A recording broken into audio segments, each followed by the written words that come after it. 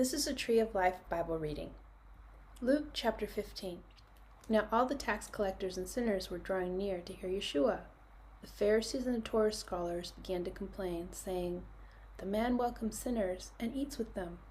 So he told this parable to them, saying, "Which man among you, if he has 100 sheep and loses one of them, will not leave the 99 in the wilderness and go after the lost one until he finds it? When he has found it, he puts it on his shoulders rejoicing. And when he comes home, he calls together his friends and neighbors and says, 'Rejoice with me, for I have found my sheep that was lost.'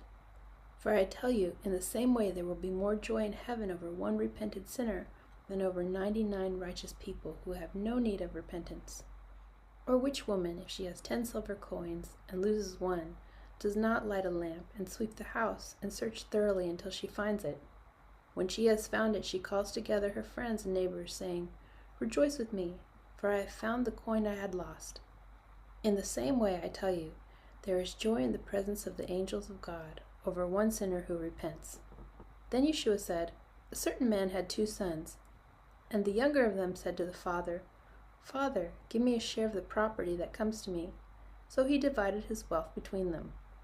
Not many days later, the younger son gathered everything and traveled to a far country, and there he squandered his inheritance on wild living.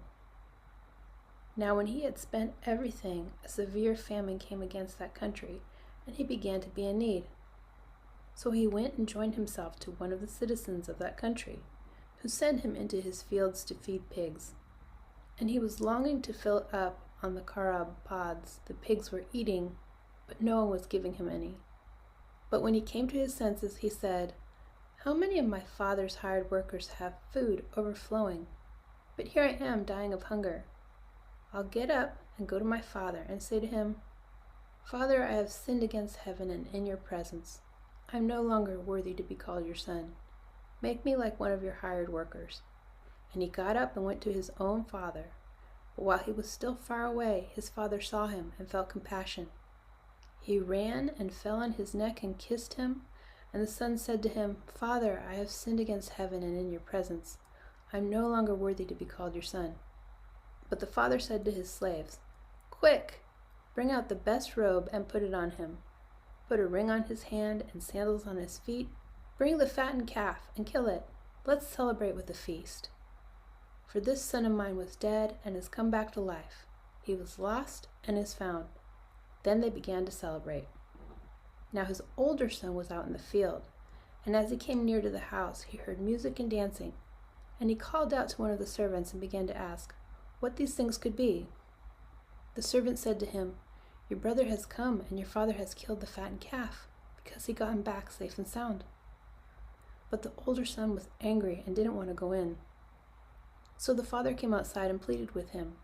But he answered and said to his father, 'Look, so many years I've slaved away for you. Not once did I ignore your order. Yet you've never given me a young goat, so I can celebrate with my friends. But when this son of yours came, the one who has squandered your wealth with prostitutes, for him you killed the fattened calf.' Then the father said to him, 'Son, you are always with me, and everything that is mine is yours.' But it was right to celebrate and rejoice, because this brother of yours was dead and has come back to life. He was lost, but is found."